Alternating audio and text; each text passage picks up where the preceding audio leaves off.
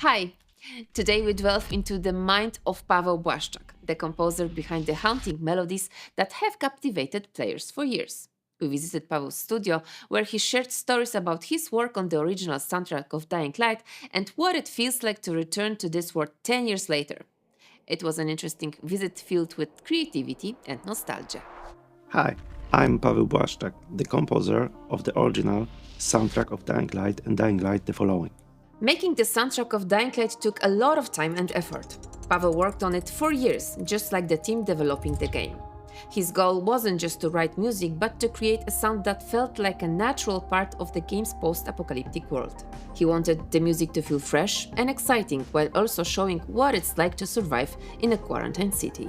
The challenge was in finding the right balance, making music that stood out but still fit perfectly the gameplay and didn't distract from the experience. The main inspiration for the soundtrack was music from zombie movies from the 80s. These kind of tunes were considered outdated back then, but around 2012-2013, I noticed that it started to change slightly. Even though it was still risky, Paweł decided to take the chance to mix retro sounds with modern elements. The team at Techland really liked it, and he felt confident it would resonate with players too. The retro style I used wasn't naturally suited for the tension and fear, so I had to add modern elements like big drums and powerful synth sounds to create the feeling I was looking for. For many players, one of the most recognizable tracks from the soundtrack is the main menu music. But is Horizon Paweł's favorite composition as well? We asked him about it. For me, it's the tune that plays when you climb up to the antenna in the broadcast quest. Fun fact, despite working on a game as vertical as Dying Light, I'm actually afraid of height. Testing and fine-tuning that section always made me nervous, so to calm myself, I chose a gentle track for that moment. Looking back, Paweł shared that he was proud of how players reacted to the soundtrack. It made him feel like he wouldn't change a thing about it.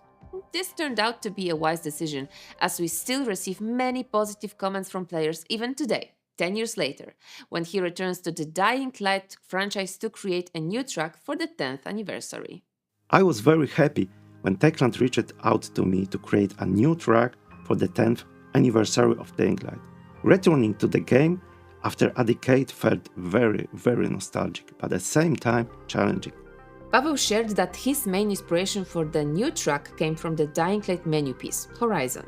I started there, but since this is the anniversary celebration, I wanted to express some of the elements the series is known for: epic combat moments and energetic chase sequences.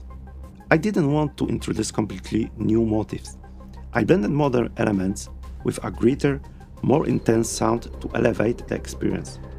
The composer explained that he crafted moments that felt bigger and more dramatic, building to a powerful climax with full orchestral sounds while still maintaining the synthesizer tones.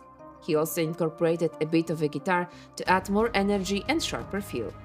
Paweł also shared some insights into his music production process. He started his journey using DAW Cakewalk, but when it was discontinued, he transitioned to Cubase.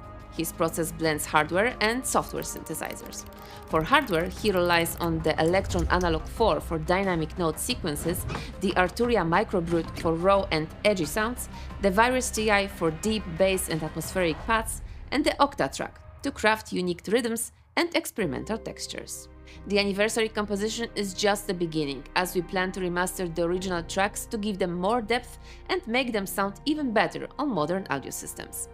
And they will be a part of a new update coming to Dying Light this year.